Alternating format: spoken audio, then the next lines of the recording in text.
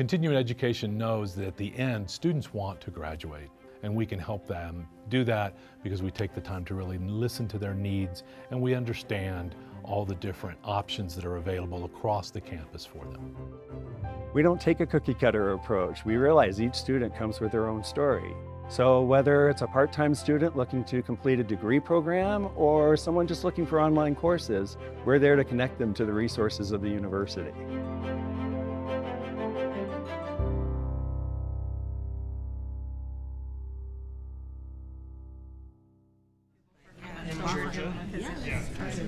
Hello, everyone, and welcome.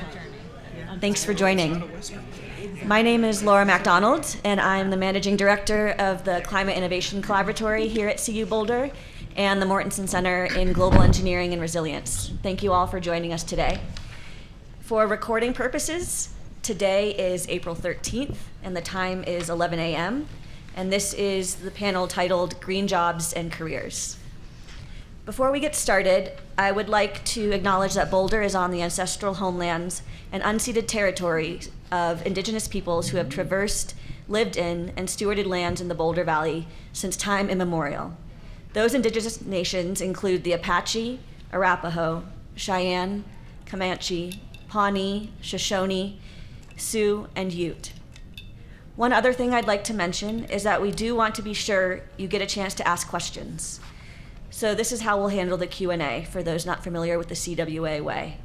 We'll reserve the end of the discussion for Q&A, and in the meantime, throughout the panel, we're using a note card system to receive questions from the audience. So at any time in the session, simply raise your hand to request a note card and pencil from one of our producers, who are holding those up right now in the back. And they will bring you a card and a pencil from one of the producers. Please write legibly. If you are a student, please note this on your question card. And when you finish, raise your hand so the producer can collect them and bring them up to me. And I urge everyone to make your questions brief and to the point. And so now, to get us started, I'd like to do a brief introduction of each panelist. And for more information on them, you can find their full bios on the CWA website. So first, we have Mary Wenzel, who is the Managing Director of Corporate Engagement at the Nature Conservancy. Before joining TNC in June, Mary was Executive Vice President and Head of Sustainability and Corporate Responsibility at Wells Fargo.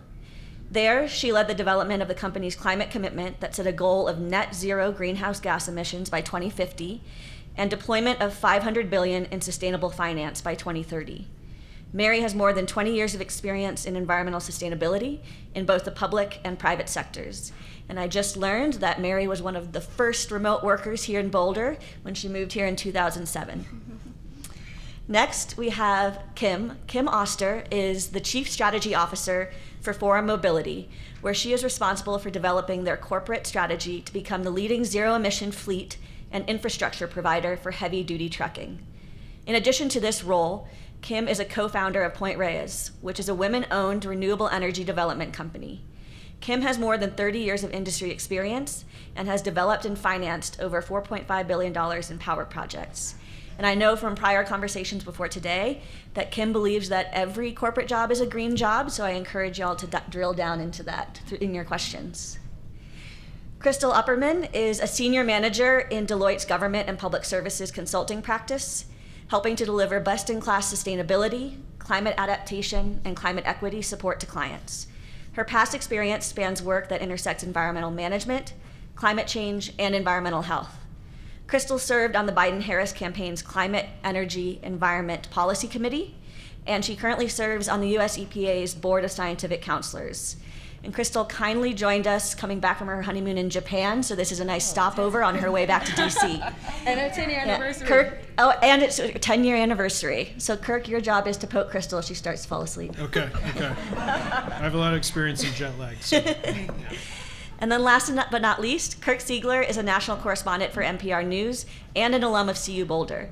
So Kirk covers the western US from his base in Boise, Idaho.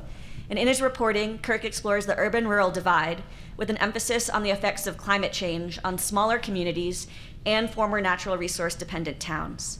Kirk also contributes extensively to the network's breaking news coverage and in fact was one of the first foreign journalists to arrive in and report from Kathmandu after the 2015 earthquake in Nepal. I believe Kirk is also serving on 3 panels today, so thanks to Kirk for dedicating so much. 2? I'm moderating one. Oh, moderating 1. Okay. So only 2, which Mary has matched, so not actually that impressive. Oh, Mary's on 3. Shoot. My bad. I'll bow down. All right, so to get us started, there are some differing opinions here around whether all jobs are green jobs or all green jobs are simply jobs. I was interested in getting each of your opinions first on, regardless of your position on that point, what is the future of green jobs and careers, and where do you see the most opportunity for growth is? So Mary, we'll start with you. Yeah, I think there's plenty of growth opportunity, and there's plenty of opportunity to align your values to your career, and you can do that in many ways. As mentioned, I've worked for the public sector, private sector, and the nonprofit sector. Always have been focused on sustainability. That's been the common thread. And as building my sustainability team at Wells Fargo, my team consisted of an architect, a math teacher, someone who served on campaigns. So, they came to the sustainability field because it aligned with their values through many different pathways. When I left Wells Fargo, sustainability was owned and embedded across operations, across risk management, in our financing groups, in our retail banking group, in our corporate and investment bank, in our commercial bank. In our legal team, there was folks aligned to our ESG, environmental social governance work. And so I think there are many ways to pursue a career that align with your values. And you can do it with many different educational backgrounds and in many different capacities. Great. Thanks, Mary. It's really a pleasure to be here amongst this group. And just a little bit, my background really is mostly in the private sector. And I've spent my career trying to help get industries off the ground that are new and green. So my background is in the solar industry and energy storage and EV trucking, which is really taking off. And from my perspective, what I'm really seeing is, we're going to see a lot of the same jobs. Well, let me step back and say, when I think about green jobs that are growing, those are in industries where they're historically been very carbon intensive, and they're the ones that we have to decarbonize in order to meet our climate change goals.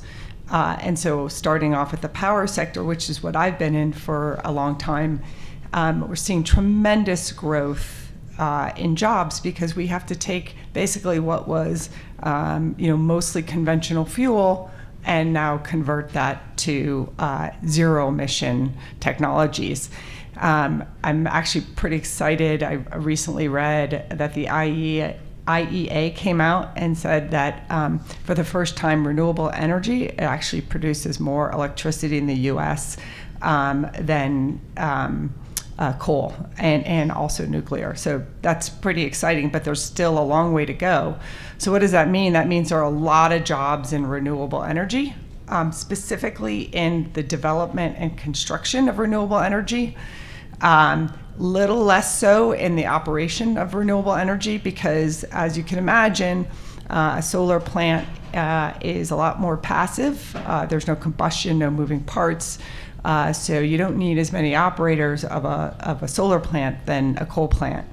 I'm also seeing tremendous growth in jobs in the transportation sector because that's another sector that we have to decarbonize to meet our goals. And so, there is the Biden administration as part of the bipartisan infrastructure, as well as tax breaks under the Inflation Reduction Act, is putting a lot of incentives into the transition to zero-emission vehicles. Zero-emission vehicles can be either electric or hydrogen are the two main ones. Electric is much further along, and so we're seeing significant job growth if you're interested in developing, constructing, financing charging stations. and also seeing a lot of growth in hydrogen. And that's just to name a couple sectors. And with that, I'll pass it to Crystal. Thank you.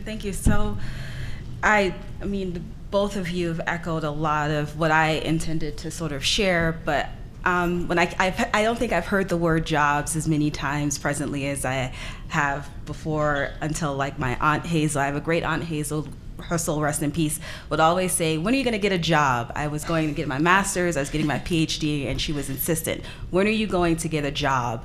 And I think, from this room, we probably have people who are either at the beginning of their career trying to figure out what their life's work is going to be, people who've done their life's work, and you're trying to think out what's your evolution, what's your next phase. So there's a distinguishing factor between a career and a job. So I think you have to take the audience's advice, the panelists' advice in the context of where you are. I went into and pursued a career in the environmental field. I grew up in a EJ community, a community my parents purchased their first home. It was a third of a mile away from a landfill. And I couldn't understand why that was the case. And I realized that the community that I was in was completely different than communities that were just down the street. I grew up in Trenton, New Jersey. Industrial era, Trenton makes the world takes. Just up the street, you have Princeton, which is, very high income, wealthy place. And you can see the differences. So that actually catapulted me to understand and figure out why was it this way? And I charted out a path that I wanted to fix that. That was my life's goal and mission, to fix the fact that there are environmental externalities that come out from processes that, are ending up in people's communities. And does that have to be the case? So I do want to say that this next era that we're entering into is a shift in the economy. The economy is shifting. There is going to be opportunities for careers, and there's going to be opportunities for jobs. And it doesn't mean that anyone has to be left behind. I think a lot of the skill sets that, the others have discussed in roles that exist will transfer over into new roles and jobs. But there's going to be a need for a brain trust to figure out how do we solve these problems within processes.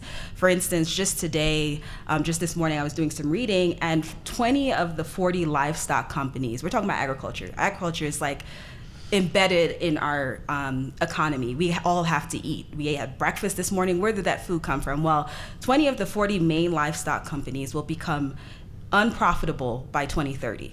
That is a huge problem, not only just for jobs, but for bottom line. And those problems actually need solutions. Who's going to solve them? It's the people in the audience here today. It's the next generation of the workforce. So there are opportunities that are happening immediately, but they're really high-level problems that require brain trust to solve. So those are some of the things that I think it would be great to touch on and share today, but I would love to pass it off to Kurt. Okay. As a reporter, I'm probably not in a position to recommend, where the new jobs are in the green sector. Kind of like we were talking about before. Of course, you weren't there before this started. But to me, it's my observation that most jobs right now are green jobs. It's just kind of a subjective term, and it's changing a lot. And there is certainly a demand for newer technology and highly skilled workers. So I'll give you one example in a story we've been covering in Wyoming. So I was going to pick something that's in our backyard here, where the state of Wyoming is very coal dependent. It is actually the nation's largest coal producer. There aren't a lot of jobs per se in coal. People think West Virginia when they think of coal, but Wyoming's actually in front of West Virginia in terms of coal production. It's a lot more automated. There are a lot of coal-fired power plants in Wyoming that are shutting down because of climate goals basically driven by the West Coast. There's an example of a coal-dependent town in southwestern Wyoming. You're talking about close to privileged places. It's very close to Park City, another hour down the road, but it's like a planet away from Park City. But there's a coal-fired power plant that's shutting down in 2025, and part of the state of Wyoming's plan, or plan in Wyoming, to shutter all the coal-fired power plants by 2039. There's an entrepreneur who you may have heard of from Seattle, who has come in with a big plan to transform this town, basically, and turn the coal-fired power plant that is shutting down in 2025 into a nuclear energy facility. I don't know if you guys know who I'm talking about. He's a small business owner by the name of Bill Gates.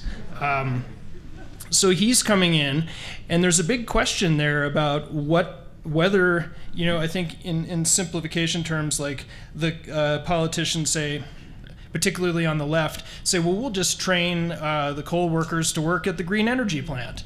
But it's a little bit more complicated than that. There's also, to my point about green jobs being kind of subjective, there's been debate for decades about whether or not nuclear energy jobs are green jobs. If you ask Bill Gates, they certainly are. So in this town, there's a little bit of a discussion about, can these 300 workers who are about to lose their jobs in 2025 at the coal plant, can they be retrained to work at the new nuclear energy plant, which is set to be built just across the highway? So I'll leave it at that, but we can get more into it. Yeah, well, that gets into the just transition. This whole idea of the just transition is, how do you make sure that there's an equitable transfer of people who have skills, who've been in one industry that's essentially being divested from, and transitioning those individuals and workers into industries that are receiving investments. The baseline competency, these individuals have had to potentially go to either trade schools, they've gone to, graduate school, potentially. They have an area of expertise, so they have an ability to learn new skill sets and have the basic information to be able to, know technical engineering or know processes. So I think this idea of whether they can be upskilled is not necessarily one to debate on. It's whether or not we want to make sure that there is a conveyor belt to transition people from one field to the other, and how we do that, because it also has to be done equitably. It has to be done how people feel like they actually have dignity and pride. This whole issue of like the coal economy is one that is there's pride embedded in it. People took pride with going to their job every day, putting on their safety gear, going and working hard, and essentially making sure that they were supporting the American economy, providing energy. There's a lot of pride in that. And when you have a career in an industry that's based around pride, you also have to make sure that you manage that transition well by making sure that there is dignity imbued in the transition. So I think a lot of it gets into this notion of the soft aspects and the soft skills necessary to transfer workers from one industry to the other. Yeah, maybe I'll just add to, in 2009 and 10, I had the privilege of working for a company called First Solar, and I developed what was then the largest solar farm in the world. It was 6,000 acres, 550 megawatts, and we were in a rural community. And so what we did was we got together with local community colleges to train folks. But one of the challenges, I think as I mentioned earlier, in renewable energy, is the good news is that we have to make this transition from conventional fuel to renewable.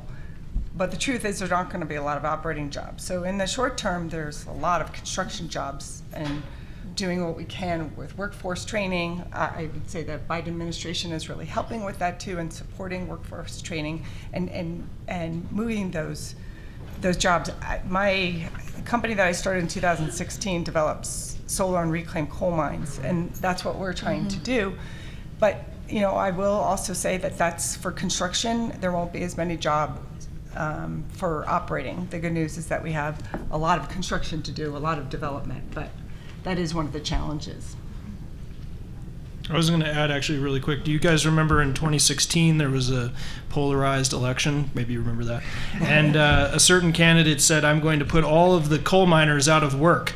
And most of the sound bites ended there and didn't continue what she then said, which was, and retrain them, to do the jobs of the clean energy future. Trump and everybody else in our current hyper-polarized environment seized on the one thing, but I think what she was getting at is actually way easier said than done.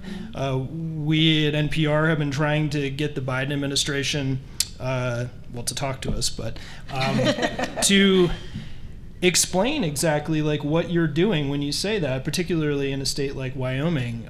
It's kind of easier said than done. Like as Crystal mentioned, there's all kinds of retraining, different skills. You can't just move from one thing to the other, and maybe some people don't want to.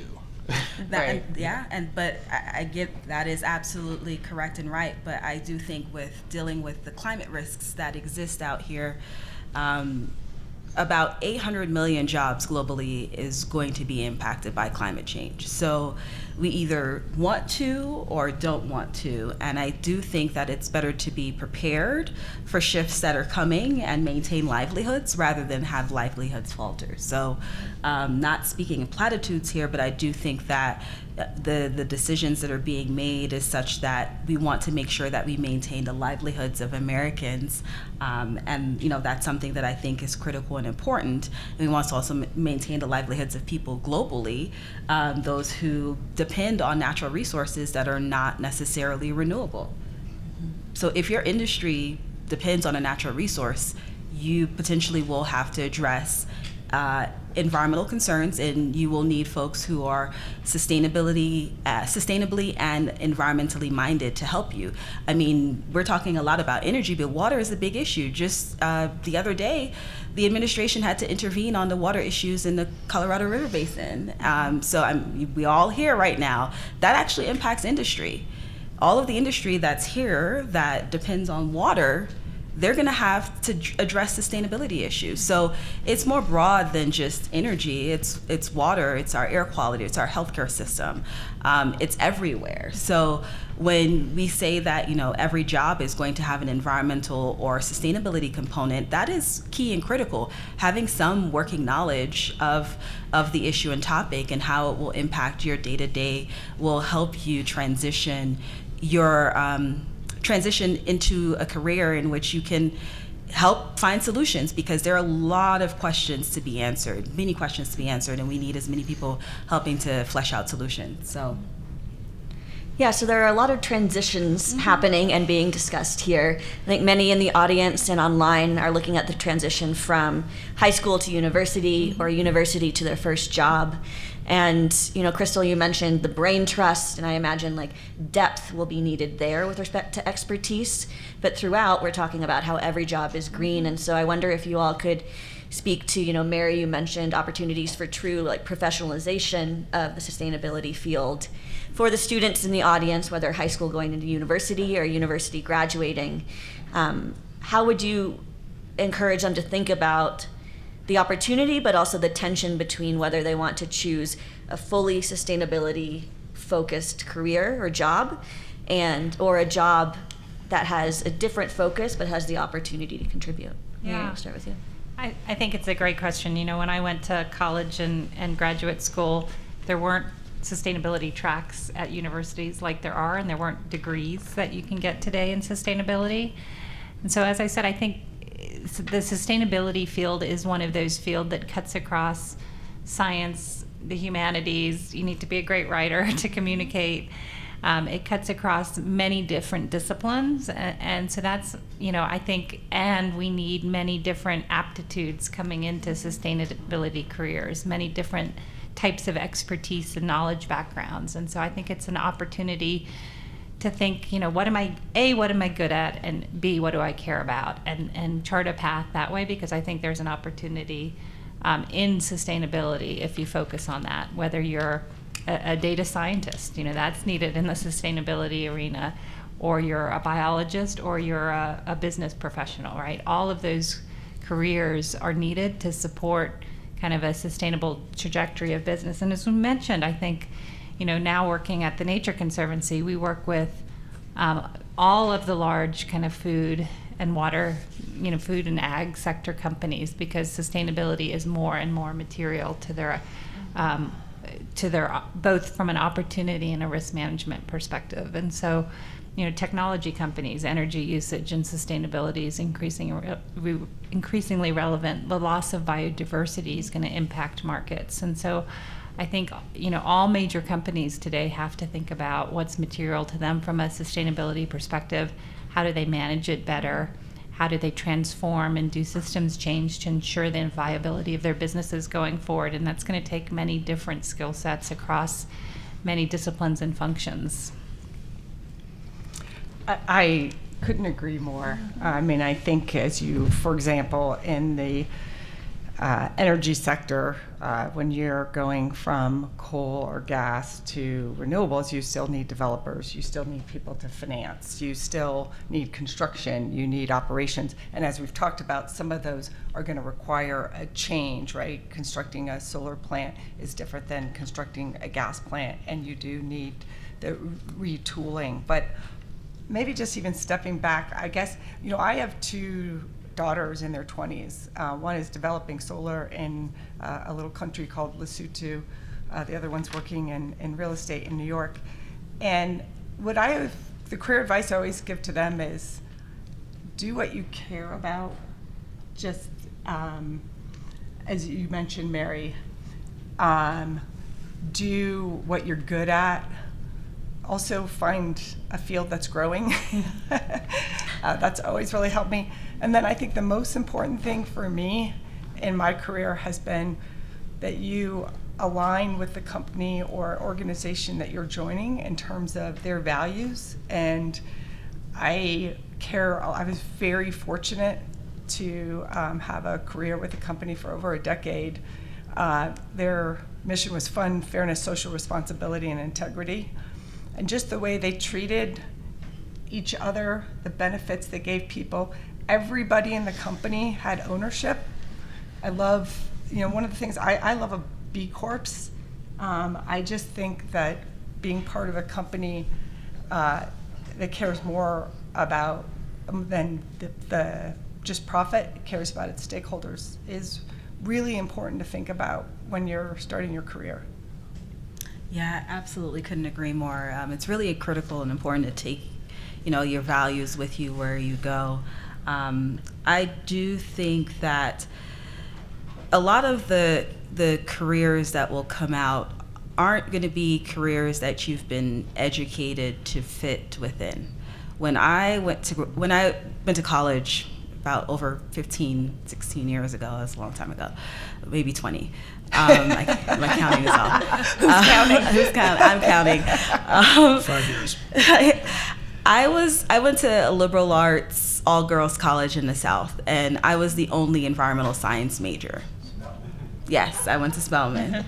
The only environmental science major in my class. I was known as the girl that was going to study the bugs and the bees. My friends, they would chuckle every time, but I had a lot of classes with engineering students. I had a lot of classes with the students who wanted to go to medical school, so the biology and chemistry students. And I think at that point I learned that what I saw as what would be necessary in the future didn't exist yet.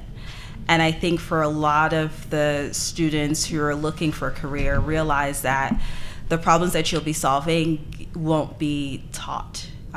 You will learn base skills that will help you enhance your ability to connect various fields of thought and to work with a variety of different people. But it will be incumbent upon you to bring new solutions and ideas into the field, and that requires you to be fearless. So I'd say, a journey into a career of the future will require people to be fearless, but also take a lot of your aptitude and skills that you learn in school with you, and then also having a historical perspective of what has worked in the past and what hasn't worked, and being able to fit that into context will be critical and essential. I think also that there are opportunities to sort of learn a myriad of skills. I mean, communications, if you're a journalist, communicating science is hard. I'm not going to speak for the journalists here, but just communicating science is hard. But if you have a knack for communication and you can speak to people, consider that as a potential area in which you can make sure that there's clear communication about science. There are so many needs in the full spectrum that, there's a place for everyone to fit in with. So I'm not going to belabor that particular point, but I do think that, just even here at UC Boulder, Deloitte has a partnership with UC Boulder where there is a climate innovation collaboratory where students can do a capstone and figure out how to solve pressing day problems. And even doing that can give you a sense of what it would be like in the future to find solutions to cutting edge problems that are out there. But I just think generally overall there's just a wide chasm, and the chasm needs people that are willing to be fearless and willing to take risks to help solve the problems, because people won't see it the way that you see it. I can tell you how many times my parents were like, don't you just want to be a nurse or a doctor? Don't you just want to enlist in the Army?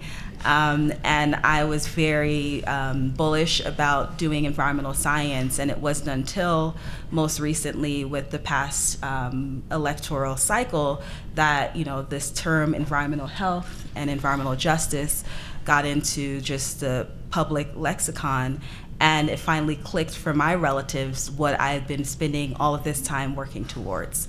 So again, I think that, you know, if you have the ability to see the future that you think you want and think this people in this world deserve, there's opportunity to work towards that. I agree. I think there's going to be a lot of on-the-job training. I mean, I think that's kind of classic. Like, you learn things in college and then you get into the job and you're like, okay, this is what I actually have to do. But I was in, we mentioned the Colorado River. On last Thursday, I paid a brief visit to the Imperial Valley of California and Yuma, Arizona. It's where 90% of the nation's winter produce comes from. So this Boulder, we could make a kale joke. Trying to work a kale joke into this, but your kale comes from between November and April, chances are it comes from Yuma, Arizona, or the Imperial Valley of California. And what I detected while I was there was there's going to be a huge need for more scientists, more agronomists, more technicians, maybe restoration people. You've all heard about leave it to the news media to dramatize dead pool at Hoover Dam. Well, that just means we could be in a year, there may be no water flowing below Hoover Dam and Lake Mead to where we have made a decision to grow most of our winter produce. There will be some water there if we hit dead pool. They'll have some water around, but it struck me that there's going to be a high demand for big thinkers who can come in and help them do what they've already been working on. I mean, they've done some pretty remarkable things. They managed to cut their water use by 20% in the last 2 decades or so, whilst also increasing their yields by 40%. But I think we can all probably agree that they're going to have to cut way more than that, and they're about to be told they're going to have to be cut more than that. And they also know that, you know, they might sue, so there could be a high demand for attorneys to probably sue the federal government if that comes to that. But I do think there is kind of a growing acknowledgement that we have made these decisions, and you can have the debates. I think there's probably a demand for philosophers too about whether or not we should be growing industrial crops in the arid desert. It hasn't been this dry in 1,200 years in the Southwest, but you're probably not in our lifetimes going to pick up and move this massive infrastructure elsewhere. Mm-hmm. So I think there's going to be a high demand for people who can come in and help these farmers and maybe even start up new farms and farm in a hugely transformative and different way. So, Crystal, you started out with an environmental justice or injustice example from your childhood. And I know in your work, you also advise clients on climate equity. How would you describe opportunities to students here to think about how to contribute to environmental justice or climate equity, regardless of whether or not their job is focused on that? Oh, wow. That's a... Well, so when you think about injustices, you just think about the people who are on the margins or living in poverty, whether that's domestically or internationally. And when we see what's happening with climate change and the climate risks that communities are absorbing, those shocks actually will impact people who are on the margins more fiercely. They lack the ability to rebound. Oftentimes they don't have insurance coverage, they lack savings, they lack a social network to help them rebuild. And I think that issue and topic is critical to the intersection of how do we alleviate poverty and how do we alleviate just those imbalances in our society and community, or are we willing to just have respective individuals and communities perish? It's a really tough problem to discuss, because I think longer than I've been on this earth, we've been trying to solve the issue of how to pull people out of poverty. All of the gains that the World Bank has made on pulling communities out of poverty globally is actually going to be reversed by the climate impacts and shocks that we're seeing. So we're losing investments that we've made already. So I think it comes with how do you show up in life? Like, are you looking to just have a job and a career that meets your needs, or are you seeing yourself as an extension of the broader world? And I know that gets more philosophically than anything, but to me it's a matter of what part of the problem are you willing to take on as your challenge, and being laser focused on it and trying to at least solve modicum of gains or achieve some modicum of gains by doing that. And I can give you a clear example that I'm a product of, actually. So I got into this field by a whim. I was good at science, but there was this program in New Jersey where this one woman who used to be a teacher, her name's Maureen Quinn, used to be a teacher, decided to start this program where she would pair high school students with scientists across New Jersey and have them do a science project every year. And the projects had to be focused on environmental science. And that's how I got into this field, because it became a discovery to me. But this individual, dedicated her life to doing this. She's done this for the past 35 years. Is she rich and wealthy? No. But she's been laser focused on creating a pipeline of individuals who come from inner city communities and then end up in the STEM field. So I think it goes back to the problem that you see as one that you can solve. Be laser focused about it. And I think it gets to just, we're all insignificant doing little, what may seem like insignificant things, but when we do them collectively, they make a pretty large impact. So I think it's being more connected and identifying the problems that we each want to solve. And if we each solve problems collectively, we will have enough progression to move things forward. So that's my perspective on it. Yeah, and I'll just add on, you can't develop a sustainable solution if it's not an inclusive solution, if you don't involve local communities, indigenous communities, people impacted on the ground in designing that solution. It won't be truly sustainable. You know, there has to be, from a corporate perspective, from an NGO perspective, from a government perspective, there has to be a real intentionality about involving and engaging and empowering local communities in sustainability work and outcomes. And I will just add, I think one of the exciting features of renewable energy is that conventional energy is very centralized, and much of renewable energy is decentralized. And you start to think, and the good news is that the cost of renewable energy has come down so significantly. I mean, when I started in 2008, a solar panel was $5 a watt. Now it's 20 cents a watt. I mean, that's revolutionary. So what does that mean? That means you can start developing community solar in communities where people can actually save money, where, you know, average American, I think, spends 3% of their income on power, but on electricity, but some people, it's 40%. And so if you can develop cheap community solar, you can then have reduced electricity bills. You can try to train, as you guys said, it's not easy, but train for local jobs, and have more energy security too, by being able to get off from the larger grid when you, let's say, have a fire in California. And so I do think there's a long way to go, but there are ways, as you said, Crystal, to try to participate in a way that you feel is meaningful and inclusive. Yeah, go ahead, Kirk. Oh, no. You're so, good. yeah. Okay, so I do have a question for you, though. I know you recently Next. reported on, it's related, report on tensions around land use, especially with respect to the energy transition. And I believe recently you've been reporting on indigenous populations protesting mining that are intended to support the Biden administration's intention to transition to electric vehicles. Can you speak to that tension? Yeah, it's an interesting question. We actually talked about it briefly on the earlier panel about greenwashing, because there are a lot of accusations of greenwashing going on by opponents of these large mines that are needed for a clean energy transition. If you could call it that. I mean, that's another subjective term, because is it really clean? No energy is really clean.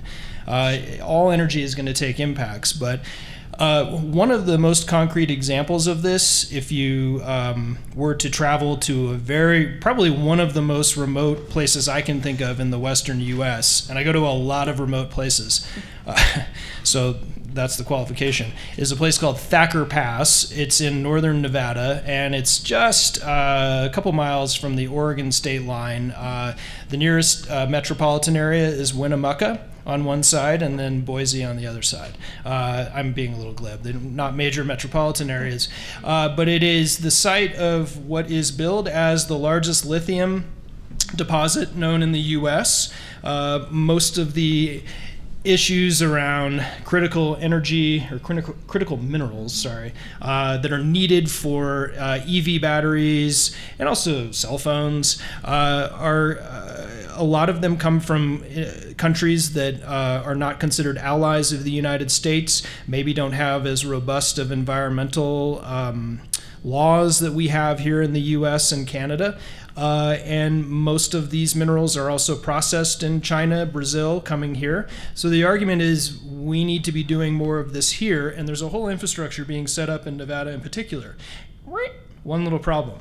This lithium deposit sits on land that's considered sacred to a number of West Coast tribes who had their own Trail of Tears at one point that's less publicized, and were moved off their land and put in places where there weren't many minerals.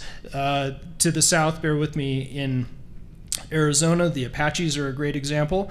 Their ancestral land included a site of a large copper mine now that's called Oak Flat. That's land considered sacred to the Apaches that was on their ancestral land. But that copper mine is being pushed by Rio Tinto and the Biden administration to a certain extent as necessary for this transition. If we're really going to transition across the transportation sector and make our entire transportation sector electric, we're going to need copper, we're going to need lithium. So the tribal activists, and to say that there is a problem in the news media, it's not a monolith. There are many native people who are eager to get the jobs in the lithium mine, but it's sitting on land that's considered sacred. It's the site of an ancient massacre. This is information that has come out recently that the federal government says it was not privy to. So there's a whole other host of issues around that, about Native people and oral traditions and some of the stories not being told, or a fear of outsiders for very many good reasons. So this mine in particular in Nevada is being litigated. So it sort of illustrates this difficult position I think we're all put in to ask our own selves, well, we do need to transition to clean energy, but do we need that much energy? Do we need to be consuming at the levels we are? And who's in the way? Or who's going to be asked to sacrifice again? Indian country, many people will give you a litany of examples of treaties that were broken and violated over the years.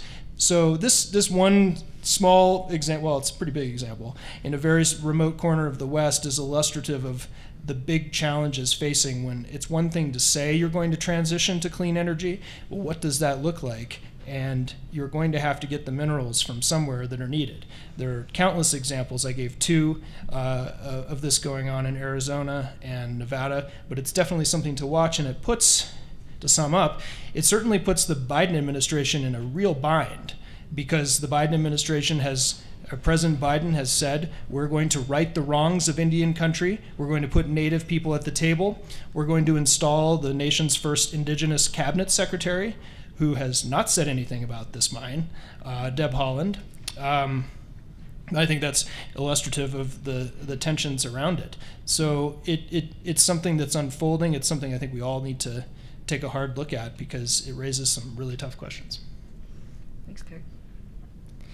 And so in your reporting there and from others' reflections, we've had a pretty heavy emphasis on technical jobs and the technical and technological opportunities to aid in all these transitions.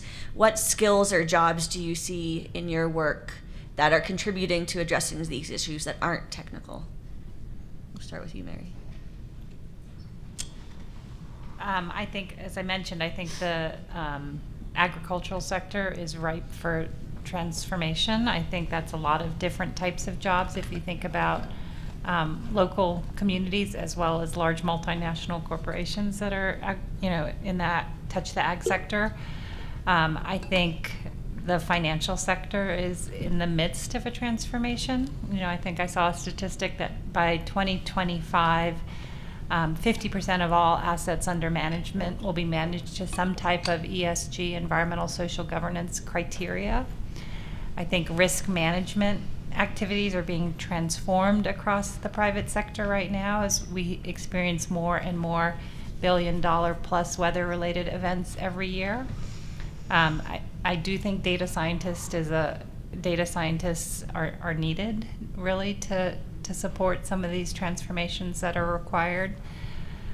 But then again, I think sustainability is very local, and it happens in communities. And so there are many different opportunities and roles at a local level that are needed to really support a just and sustainable transition.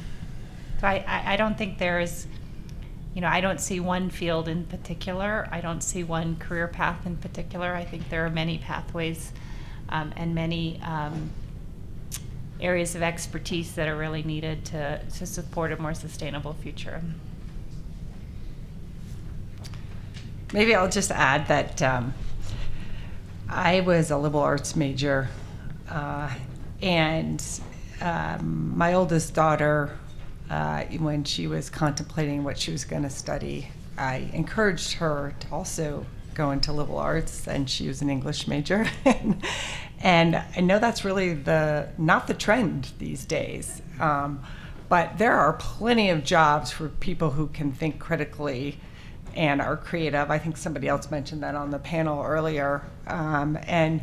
We need a lot of people to start companies, to solve problems, to develop solar, to develop charging stations. And really that really gets down to being able to analyze, think critically, communicate. And so I think there are a lot of non-technical jobs out there and available to folks. I think I completely 100% agree with what the both of you mentioned.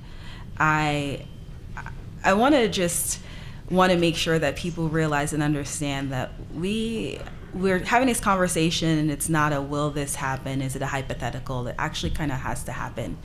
And then on top of that, US-based companies will have to modify and change, if not with the rules that are happening here in the US, but because of rules that are happening in Europe.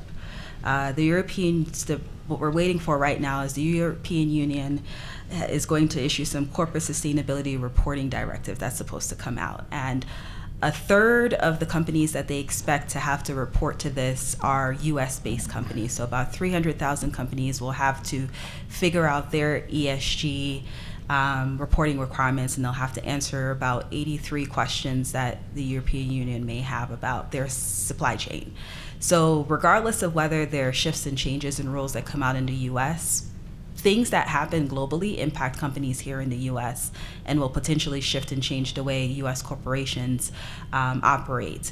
So I want to make sure that we understand that we're no longer existing in a economy by which our borders are closed. We're very much in a global economy, and things that happened in other countries impact us here, and things that impact us here also impact other countries. When Kirk was talking about the need to mine critical minerals, absolutely right. A lion's share of the minerals that exist to support renewable energy, whether that's vehicles and such, are either out of Bolivia, Chile, Argentina, and China. Majority. Yeah. So very much so policies that we make here impact the rest of the world and also vice versa. So I think it's also critical and important to make sure that you have an understanding of the historical context about things. And one example I give is, I'm sure a lot of you have heard about Love Canal. If I can query the audience, how many of you have heard of Love Canal before? Right. So Love Canal is, for those who don't know, Love Canal is a critical example of a corporation that, made a decision to buy land from a city. As the city, in essence, sold them the land. They turned the land into a dump. They capped it, filled it with dirt, and resold it back to the city. The city built low-income homes on it and an elementary school, and then it took about maybe 20 to 30 years later for people who were living in the community to realize that they were living on a toxic dump and were dealing with various forms of cancer. Then it got to the point in which the Carter administration got into place and then decided to move the community. Now, the actions of the corporation took place before the Environmental Protection Agency even existed. And to say that it's a matter of decisions that happen without rules that are in place also impact us in present day. So in order for us to chart a pathway that makes sure that we protect our future, we have to also understand all the ills and wrongs that have happened in the past. So this is understanding how the fossil fuel industry has impacted communities, because the same impacts that those communities have had, the impacts that those industries have had on communities can happen with this transition to renewable energy. There are no ifs, ands, or buts about it. We know what could potentially happen, but we also have to get ahead of it and try to figure out solutions to make sure that we mitigate against those. So I think, it goes along the lines of, again, there is a roadmap that we've taken. There's a roadmap that we want to take into the future, but I think it's incumbent upon all of us to make sure that the steps that we take are those that, create the least amount of harm for the most people. I was thinking, just to wrap that up, maybe like advice to people coming into the job market is maybe tune out the hyperbole a little bit. Like you had mentioned that there are examples of bad actors in the corporate world, but in a lot of cases, we'll go back to the example of Wyoming and coal. The market has been moving away from coal long before it was even talked about on the federal level, right? Mm-hmm. So these systems have been in place, and it's striking to watch in Wyoming and my home state of Montana, which were highly coal dependent, also highly timber dependent. But it's, you can hear the politicians continuing to say that there's a place for coal, and there may be in a little bit, but Wyoming, King Coal, all of the coal-fired power plants are going to shut. There's a plan in place. There are almost 24 of them, and they're going to shut down. Now, part of that is much of that has been driven by the West Coast, where all the people are, where all the energy consumers, where these states have always shipped their power. So that's happening. And there are going to be a lot of jobs in that transition. So I guess I would say, maybe it's difficult as a reporter to make recommendations like that, but maybe try to tune out the hyperbole a little bit in our hyper politicized cable TV news market, where green jobs, for instance, like if you're watching Fox, I'm just totally speaking out of conjecture here, but if you're watching Fox, a green job is a West Coast Subaru hippie driving guy driving to the cannabis plant, or if you watch, or the granola plant, or if you watch maybe MSNBC, the guy working the transmission line at the wind power plant is a climate crusader on the front lines of the clean energy revolution or something like that. But just try to tune some of that out, because there's going to be a lot of jobs needed in this transition that's happening, whether people like it or not. Thanks, Kirk. So we're now at just about 15 minutes, so I want to start to transition. I'll stop saying that word eventually, to questions. And so I'm going to do kind of a choose your own adventure here, because we have two questions looking at populations that we haven't talked about yet today. One is asking about advice for those in later stages of their careers around engaging in green. And then the other is how do we support students leaving high school and not going on to college? So how do we think about green jobs and careers for those who will not pursue a college degree? So you can choose between those two or try to do both. I wish you luck. Mary, do you want to start? Yeah, so what I kind of termed out, but I was on the board of a nonprofit called Grid Alternatives. And Grid Alternatives, there's a chapter of it here in Colorado, really is focused on equity in the renewable energy markets and making sure that low-income communities benefit both from job opportunities as well as low-cost renewable energy. And there are a lot of trades and training programs, not nearly enough. Frankly, I think we fail as a society in that. I think Europe is much better than that. I have a niece and nephew in Germany that are, in the trades tracks, and they've been taking or doing jobs starting in middle school that, to train them for trades, and we don't do enough of that here. So I think that is an opportunity, frankly, that's needed, is more of a focus on trades and community college and vocational training, without a doubt. There are pockets, right? So Grid was very good at doing some of that training for non-college educated people, but there's not enough of that, frankly. I think we need more upskilling, and we need more trades training in this country. In terms of later in career, I think, I'm a good example of kind of stepping out of the corporate world, looking for a nonprofit opportunity that's very value aligned. I think there are those opportunities. You're not going to make the same kind of income, but sometimes those trade-offs are okay. And so I think I've done that, and I think that's an opportunity for folks later in career to think about where do they want to have impact, and where can they get involved to best have that impact. Yeah, maybe I'll just echo a little bit at what you said, Mary. I mean, there's a huge need for electricians, for example. Huge need. And in the EV transition, the solar transition, I couldn't agree more about the trades and trying to get away from this cultural idea that that's the going to college is the route. I like Mary, I've thought a lot about, it's just, what's really cool is we're living a lot longer and we're able to contribute for a lot longer. And I was talking to somebody the other day. I hate the word retirement because I don't think that's not what happens. We're all engaged. We want to continue to contribute, and how do we do that in a meaningful way? And I think that's an individual journey for each person. But I completely agree with Mary. Maybe that's stepping out of something that is as high paced and maybe the nature conservancy is high, maybe less high stress, or and other mentoring I think is huge. I think and I think back when I started my career, how naive I was about so many things where a mentor could have been incredibly helpful, and I learned a lot the hard way, and I think we are, just even like I was thinking when Kirk was mentioning all the use of lithium and other rare minerals, there are people starting companies left and right looking at ways to develop storage that doesn't use rare earth metals. And like, if you have any kind of competency in that background, there's so much to do right now to find solutions. And I think overall, we all say we want to reduce impact. That's really what's most sustainable.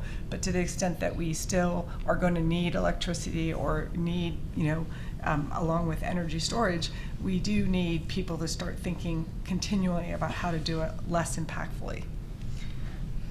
Yeah, there is a role to play for, the trade field. Simply, like, if you have an electric vehicle right now, you take it to a traditional mechanic, they cannot touch your car. Because, if you just talk about some cars having sensors just in the bumper.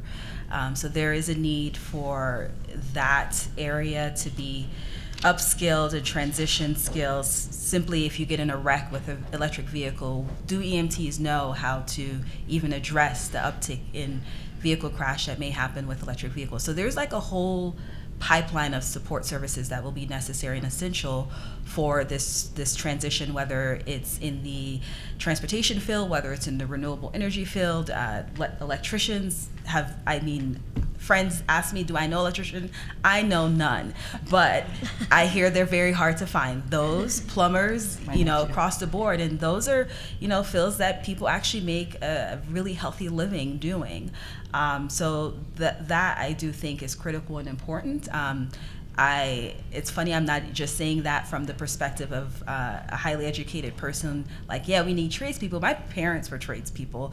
I took shop in high school. I know how to, build a structure for a house because I did Habitat for Humanity. So these are all things that are critical to your life existence, and they also are critical life skills. So there's no need to create a caste system within professions because we all collectively support and work together and need each other. So I do think that it's critical and important for there to be a pipeline for people getting trades, whether that is by an apprenticeship or in some formal sense through community college if there are programs that are available and accessible. That is critical and essential. And I forgot the other part of your question.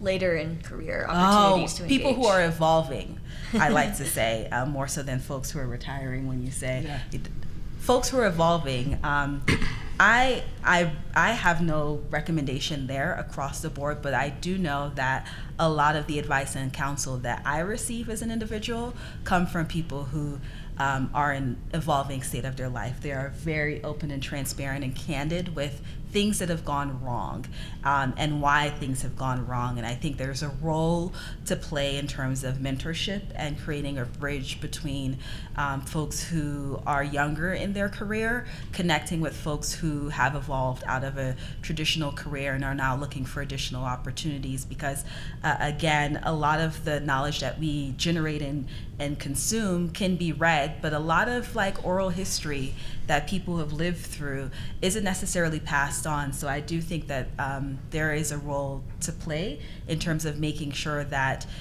reminders of when things have gone wrong and reminders of when things have gone correctly and why they went correctly are broadly communicated across generations. So pass off to you, Kirk. I don't know what else I might add other than I was thinking I live in one of the reddest states in the nation, if not the reddest, with one of the reddest governors in the nation, if not the reddest. Not making any sort of political comment on that, but he is trying to cut a deal where he is going to give every graduating senior a check that encourages them to go into they could go to one of the universities, but go into a trade school, recognizing the high need and demand and kind of an acknowledgement that maybe for too long society just pushed this, or the elite just pushed this, you must go to college, that's how you get ahead.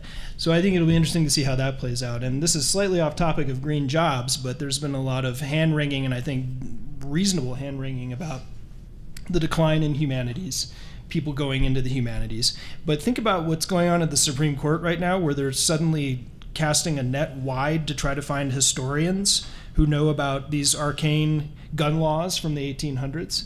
So what's the point I'm trying to make there? I think that might be an example of there's a role for people in the job market who aren't ready to retire, who have a broader perspective, who can come in and offer a different take on things. I think we're in this situation right now where many of us think we know everything because we have our phones, and I know everything and I'm right, and and that happens in the workplace a lot too. But I think that there is an increasing demand and there's a different role. We just need to rethink it a little bit. Thanks, Kirk. And I'm actually going to keep it with you. And then it can come back this way if others have contributions, but I can also ask a different question. But this is a question from a student, and I thought you might have insight based on your reporting. What fields are most at risk of disappearing with the green transition?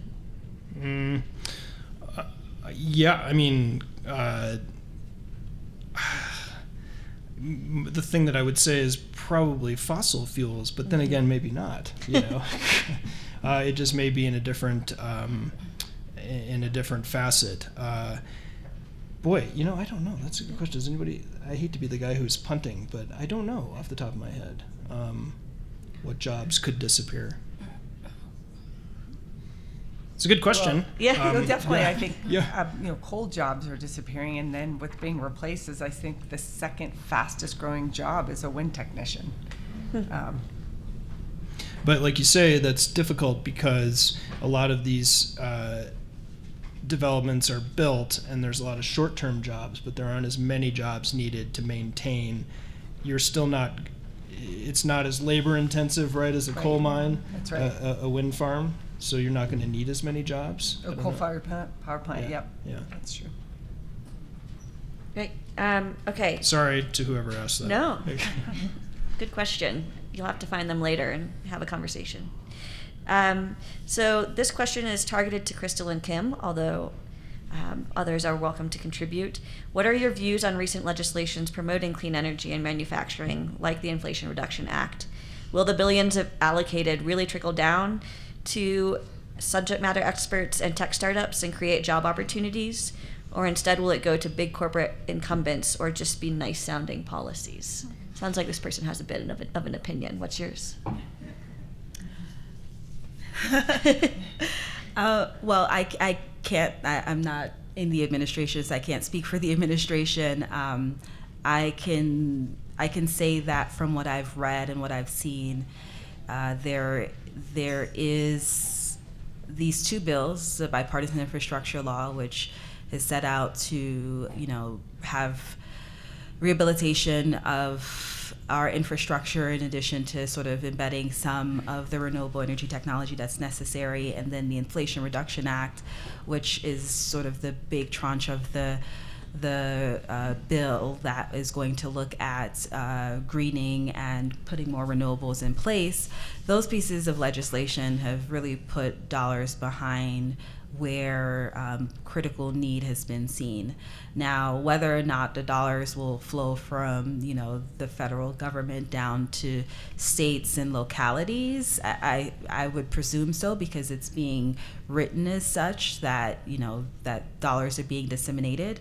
From the alerts that I receive in my personal email inbox, just about every other day of every week so far, there has been alerts of whether the Department of Energy is sending dollars to respective states, whether EPA is sending dollars to certain states for water and for clean air. Now, what the regions and states do with those resources is to be determined, because once money moves to the state, they will have to disseminate it. But in terms of the tech question and tech startup question, some of the most viable fundraising opportunities right now in the entrepreneurial and startup space have been for climate tech and clean tech companies.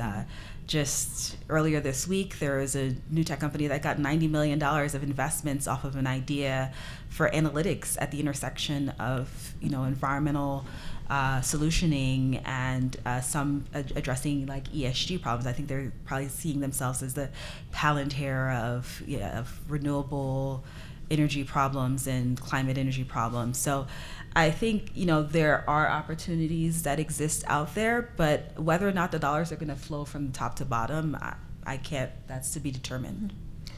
Maybe I'll just add to what Crystal said. There's a lot of money, and it is going to be very impactful, and it's coming in very many different forms. So the bipartisan infrastructure, a lot of that goes to states and cities and then funded. In the Inflation Reduction Act, you have tax credits. Those are going to go to private companies. There's also other funding grants that go on bipartisan that go to private entities. You're also seeing in an effort to make it more just. We'll see if it actually is, but I think there's a real effort to do so.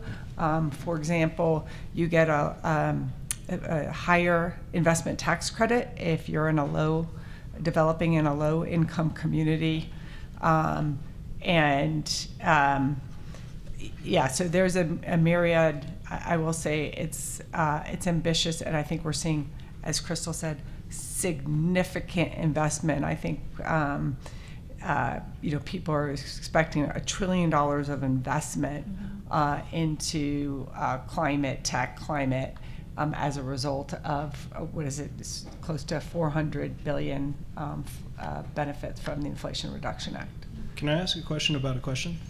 So, like, are there real mechanisms in place for accountability in your guys' view? Because we all know what happened with the coronavirus relief money going to places that businesses, I'm trying to think of some of the big examples that got bailout money that probably didn't need it, but they had a lot of high-powered attorneys and were able to get the money. So I'm just curious, like, do you see the money going to the right spots?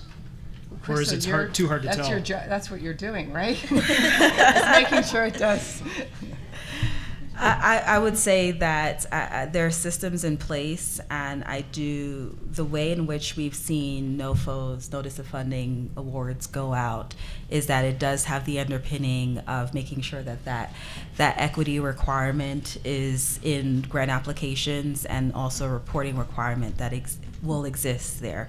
So I do think that agencies are putting in place new approaches and methods that didn't exist before to require some reporting of where the resources are being utilized and what benefits and impacts they are having on the ground. Okay, they're pretty strict with us on time, and we have reached time. So I want to thank you all for your contributions. Thank you all for your questions. They were really valuable.